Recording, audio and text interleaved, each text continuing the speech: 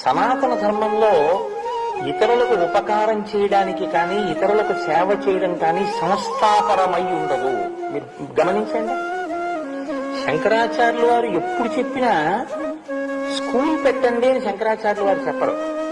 శంకరాచార్యులు వారు హాస్పిటల్ కట్టండి అని చెప్పరు.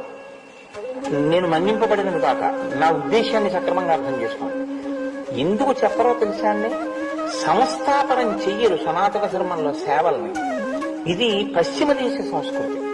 సేవ చేయడానికి ఒక సంస్థ ఉండాలి, మళ్ళీ ఆ సంస్థలో వాళ్ళందరూ ఒక చోట కూర్చోవాలి, వాళ్ళందరూ ఒక కప్పు కాఫీ తాగాలి, వాళ్ళు ఏదో మాట్లాడుకోవాలి. మేము ఇచ్చేవాళ్ళం, అవతల వాడు పుచ్చుకునేవాడు, మేము సేవ చేసేవాళ్ళం, వాడు సేవించుకునేవాడు.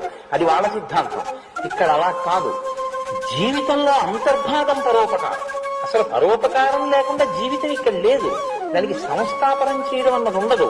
నా కుండలి, నా మకుటి, నా స్రగ్వి, నాల్పభోగవాన్, నా హస్తాభరణో, ఏది చూడండి మీరు. అందుకే అయోధ్య పట్టణంలో ఉండే ప్రజల యొక్క గుణములను వర్ణిస్తే నా దాత, అక్కడ దాత కాని వాడు లేడు. ఇంకా సంస్థ ఎందుకండి?